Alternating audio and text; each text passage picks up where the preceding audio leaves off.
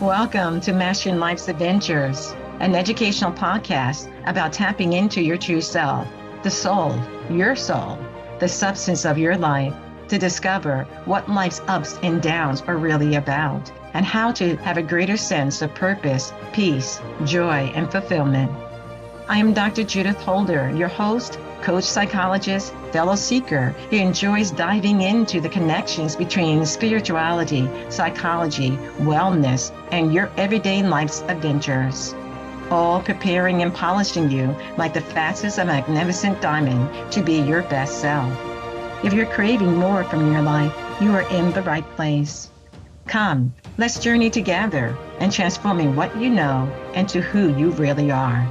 Mastering Life's Adventures begins now.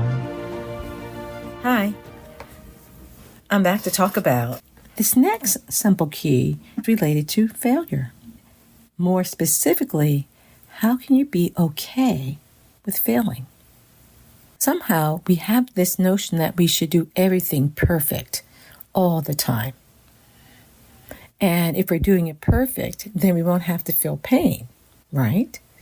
Well, there is actually some value in going through some painful experiences because they do fine-tune us to what we like and what we don't like and what we'll say, I'll never do that again. So with that, let me just ask you, why do we get so upset with failure? We, in fact, can get bent out of shape when we fail.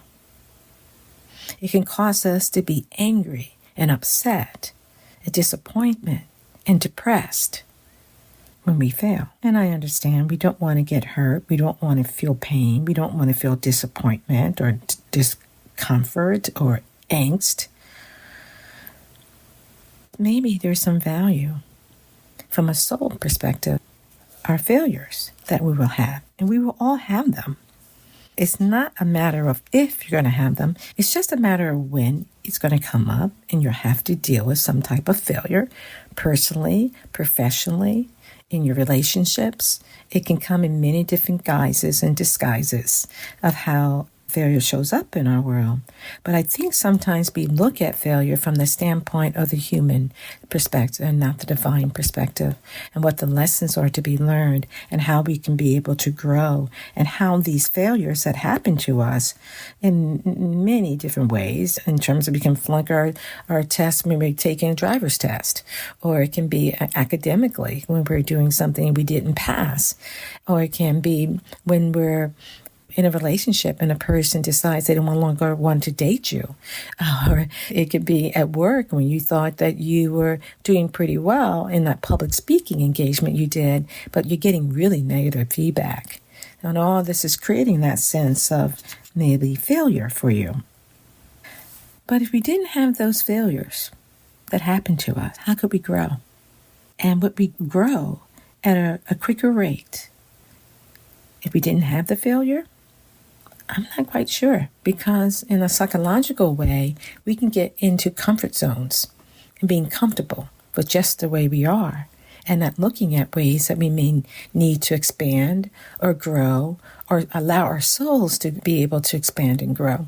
So failure actually helps us to be able to take a second look at what we're doing and how we're doing it. And an opportunity is what I want you to begin thinking of failure. It's really an opportunity to stretch yourself. Yes, you're going to get a skinned knee, and the skinned knee is going to hurt. Yes, it's not going to be something that you're going to want to do again. And that's why failure becomes so important, because the discomfort or the pain that we experience to that particular failure that happened to us, we're saying, no, I'm not going to get that again, but I'm going to learn from this. And that's what I think failure is trying to do, is stretch us, help us to be kind of motivated to say, I'm not doing that again. It's like the child who the parent says, don't put your hand on that stove, it's hot. And the child puts her hand on the stove anyway and gets scorched. Well, that child's not going to do that again. Failure is not necessarily this opposite of success. Is a part of the process of success. So let me say that again. We sometimes think of failure and we think of success, and we think of that dichotomously. What we need to look at it more in a more continuous way to know that failure is not the opposite of success, but it's a part of the success that we move through. It's a part of the success that our soul wants us to evolve and continue to grow and learn from the painful experiences and learn from feeling out of sorts and upset about what has happened and not achieving our particular goal. And ultimately, what it's doing is helping to shape the soul and shape how you approach a situation is to be more resilient and knowing that you do have the wherewithal to manage that particular situation. Or if you need support or if you need help from other individuals or professional help, and either from a coach or a psychologist or a family physician or whoever to help you, that's all a part of the growing process. That's all the part of the learning process that we want to be able to go through. Because somehow we think that when we have failure, we can't bounce back. We can't rebuild, or we can't find ways to help to solidify our inner self and beliefs that we do have and build that level of resilience. But we can build the level of resilience. And in some ways, failure helps us to toughen up a little bit inside. Not get callous, but just toughen up to know this is kind of what happened. And this is what I need to move forward with. This is what I've learned from the experience. It actually makes us stronger than what we think we can become or we are. It does allow us and allows the soul to know that with adversity, there is light, there is help, that others around us can help us. And failure builds this perseverance that we're going to keep focused on our goals, or we're going to keep focused on God to help us through the situations that we're going through. We have to retool our viewpoints and our thinking about failure and look at it maybe as more of a doorway. We're figuring out like a key that we're trying to put in the right door to open that door and to move to the next level in our thinking and our feelings and in our being. One of the pathways that they can put us on is perseverance. And that's similar to determination. Have you ever had an experience in which you didn't do well on something and you said, next time, I'm going to do better. Next time, I'm going to know that. Next time, I'm going to make sure I study more. Or next time, I'm going to make sure I do a more thorough job and be able to meet the requests of what the person was asking of me. It moves us into having a can-do attitude. In that can-do attitude, we are realizing that we can do and be and act what it takes to take ourselves on a different path, to pivot if we need to pivot, or look at things from a different perspective or from a different lens. A part of life and the living of life, and the soul is so much wanting, is not to look at failure as a point in which it shuts you down. It stops you, makes you afraid. You don't want to try new things. You want to have things just remain the same way as they are. And that only gets you but so far. It only creates more of a barrier in some ways to you fulfilling your soul purpose. Because sometimes those failures that we went through help to craft your character and craft a greater discernment into how you want to be and with your gifts, your talents, and how you want to show them in the world. So really, failure taps into the soul quest for creativity, innovation, ingenuity. It pulls something more from us when we have experienced these degrees of failure, from mild pain to severe pain, and having to adjust to life experiences that gave us a curveball. And now we have to deal with a particular loss, and it could be a physical loss, it could be emotional or a mental loss that has taken place. It does make us now have to think about, is there another way of doing something with this particular loss that has happened to me? Is there another way of looking at this? Or how can I master it a little bit more? It's like when you're coming back from a battle And in that battle, you sustained a wound. And now that wound may be related to a loss of a limb, or it may be of sight, or it may be of having pain in a particular part of your body. And are you going to feel as if I'm a failure because this stuff has happened to me? Or are you going to tap into your soul's awareness that even in these types of situations, I can grow, I can learn, I can be the best person, I can learn how to be the best person I need to be. And you pulled now some other talents and other gems of gifts that were deep within you that you didn't even know that was there. And that's the beauty of failure. And I don't want any hardship or difficulties to happen to anyone, but they do happen. And it's the direction of our thinking and feeling that it either gets us more confined to feeling like a quote-unquote failure, or move us out of that altogether by asking our soul, what is it that I'm supposed to gain from this experience? Asking the higher self, your Christ, the God, the Creator, the Atman, guide me, help to put into my life people that can help me to understand this better if I can't quite grasp why this is happening at this point in time for me. In some ways, it sounds very odd, but it can push us to stay connected and focused and open to the lessons that need to be learned. When we have a failure and then we're asking and we're prayerful and we're asking for guidance and we're seeking assistance to help us anchor into something greater than ourselves, then that failure is a different path. It's not a path of failure. It is a path of moving towards something greater than yourself, the spiritual path, the soul, the substance of your life that is looking for something more, and it's just not related to physically how you are, but it's related to how connected you are, connected to your true source, connected to something that is higher and more powerful than yourself, that God uses everyone if everyone wishes to be an instrument for God's grace and God's peace and God's creativity. We have to reconfigure or rethink about failure, pain, and spiritual growth. They all are mixed together and they're not separate. It's not either the trees and the forest. Do you see the trees or do you see the forest? But in the bigger scheme of things, can I see both? Can I see me and what the opportunities or the testings that are being given to me? And can I see the forest, which is the bigger picture of God's design for my life? And am I meditating or reflecting or asking for God to show his divine purpose in my life? Because there's a law of the universe, and that law is the call compels the answer. But it's not such a thing that you kind of say, well, I just called and no one answered. It's more of the consistent call, the consistent urge of desire in the heart, of wanting more understanding, of wanting to be able to see things from a different perspective.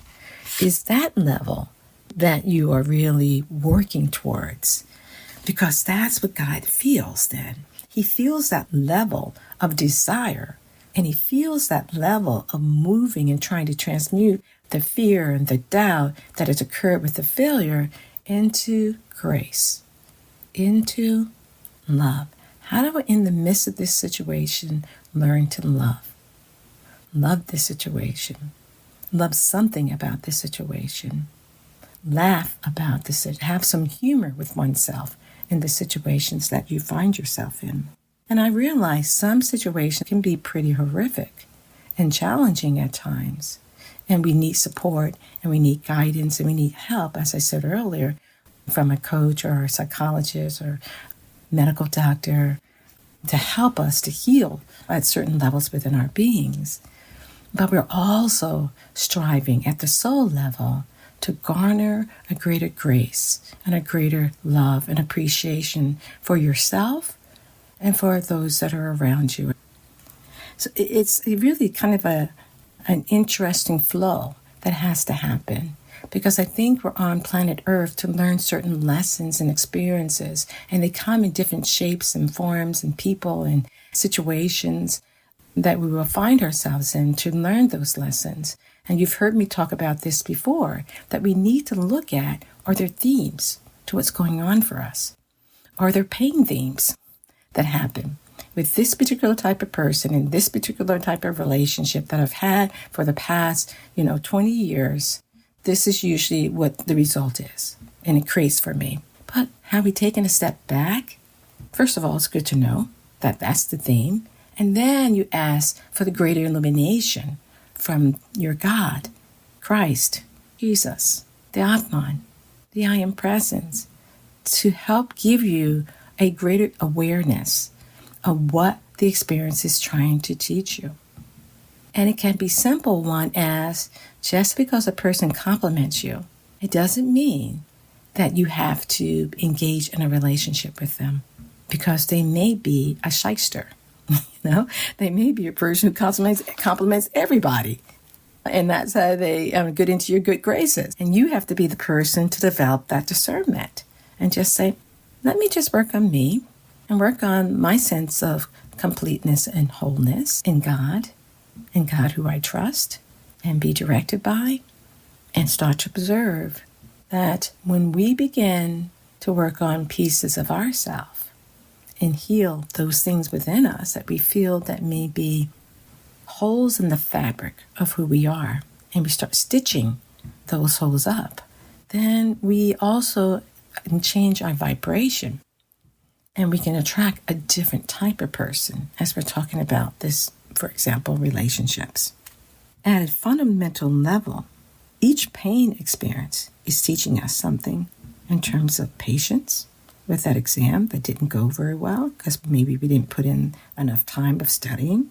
It's teaching us something about a life lesson that happened to us. And we have to be the ones to look at what is being taught to us. When we are able to do that, then that becomes the golden energy for our soul. It's G-O-L-D, gold, golden, G-O-L-D-E-N, the golden nuggets for our soul.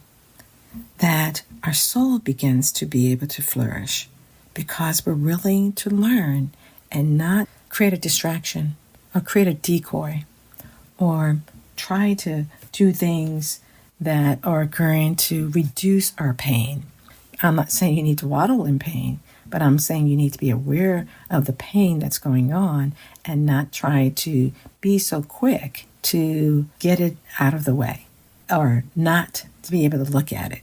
One of the things that I want you to think about when you think about a situation that has been painful for you, what is the first thing you usually do? What is the second thing that you usually do? What do you notice that happens in your behaviors when you're experiencing some type of failure? It could be mild, or it could be moderate, or it can be severe types of failures that really put you back in many regards. But I'm asking this question is because we have to get awareness of what are those things that we tend to automatically do. Because if we're not aware of them, then we continue to do the same behavior that may not be in the service of our soul and our soul growth and our soul evolution. So, for example, Mary or Jane or Harry or Peter, whoever, there can be gender differences too in what we tend to do, but there's generally things that we do when we're experiencing failure. We're usually shocked, annoyed, or frustrated by the situation, or we may feel angry and hurt and disappointment by the situation that we're dealing with or the person in which we're interacting with. We may find that we automatically start to blame the other person or blame ourselves about the situation. So there are things that we do, and each person has to think about it, about what they tend to do and objectively look at it. So they can be able to say, is this creating more static for my soul and less attunement with my higher nature, my true self, the Atman, which means true self, the creator, the God, the Christ that I'm trying to emulate and be more of. But when we can take that stop, or as a family member would say, press the pause button and look at what's going on for yourself when you're experiencing some type of failure and the emotional reactions that is increasingly happening for you, then once we know that and what those behaviors are, as the first, the second, or third behaviors, then we can say, oh, I see. This is what I tend to do, but is this what I really want to do in the service of my soul and my soul's growth and movement forward in this situation? There are many people who have experienced failures in their life. Think of some of the great people like Thomas Edison. Did he stop? He probably wasn't pleased with the zillions of failures he had, but he did learn from each experience. And that's the key. What can we learn from the experience? How can we move about doing things differently from the experience? As opposed to in the 21st century, when we experience some painful experiences because of failure, we may get on the social media and scroll the social media as a form of distraction. Or we may call up a friend and, just try to help confirm our pain and our hurt and our disappointment. Or we may engage in feeling more sullen, disappointment, depressed, anxious. And so we go to sleep, and so we try to work that off that way through sleep. And there is a good reset that happens with sleep, certainly. But you're using these outer things and you're not calling upon the greater thing. And that greater thing is really God to guide you, to help you, to move you through the situation that you're experiencing. And I think about the 3 G's that we're trying to do with our soul, and that is growth, guidance, and God attunement. So we're always trying to look at things through different lenses that are spiritually based lenses that allows our soul to continue to evolve and grow. And also understand that there is a process that we can go through to help ourselves when we're dealing with disappointment or hurt. For example, the first thing you can do, and you probably have other things you can do, and you can certainly share those things with us, is to acknowledge and embrace how you're feeling. Not acknowledge and embrace that I'm not feeling great about this. I'm feeling sad, depressed, angry, mad, but you just don't stay there. You acknowledge it so that you can be able to say, okay, now what I want to do with it. And then in your own time and space, you want to make sure you're not doing with it to make a decoy, as I mentioned earlier, or a distraction, and move into trying to do other things to occupy that space and try to throw out that feeling. But no, instead, what you're trying to do is now examine your beliefs about the situation, any assumptions you are making about the situation, that you're trying to face, any fears that you may have had that also contributed to the failure of the situation. Because sometimes when we have certain fears or anxieties, we don't realize we can actually set it up for failure ourselves unintentionally. We do want to look at those types of things because it is really helpful to take that step and look forward as we're looking back to saying, okay, I can see how that belief hindered me, or I can see how I did set myself up because I wasn't very clear for things not to go very well. And then once you have that change in belief and awareness about assumptions that you may have made and that you need not to make moving forward into the future, then you can move into saying, okay, what do I want to do now? How do I want to be different now? What can I learn from the experience? And take those steps and move forward with your soul and mind. Because you're asking those questions from a spiritual lens. You're asking those questions from a biblical lens. You're asking those questions from an inspirational lens that helps your soul to continue to move on its path that allows it to be successful. And remember what I said before, that failure is not the opposite of success. It is part of the process towards and on the journey of your success. I want you to think about those things. There's so much usefulness in the failure, which is also the pain that we may experience. It's a learning opportunity. It allows us to improve something in our beliefs or in our thinking or reactions to things. It allows us to look at new information or gain new information from the experience that we're going through. It may help us to understand and crystallize our values and what's most important to us and our soul growth and our soul progress that we're trying to make. It can help us to even put closure maybe to things that we need to put closure to that have been open too long in our lives that we ever fell into continuously. And we say, I don't need to keep on hitting this pothole here. I'm going to do something different. I'm going to travel down a different road now. And most importantly, what failure does, it pushes us to dig deeper around what's really important to you and what is it that you're really trying to achieve. It's teaching us so many different things. If we're open to seeing it, it's helping us to be more discerning and discriminating around so many different aspects in our lives in which we may have experienced that failure around. It could be at work, it could be at home, and it could be on a personal level. But whatever that is, personally or professionally, it's helping us to refine who we really, truly are and want to be if we have the soul in mind as we're moving forward to shift our thoughts, shift our feelings, shift our beliefs, shifts maybe sometimes family beliefs and patterns that no longer serve us, that are no longer accurate or in our best interest. Something to think about. Bye for now.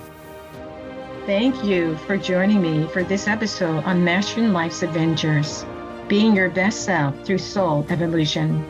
If you have enjoyed what you've heard today, I would be delighted if you would share this episode with others, leave a thumbs up, and subscribe to my Mastering Life's Adventures podcast.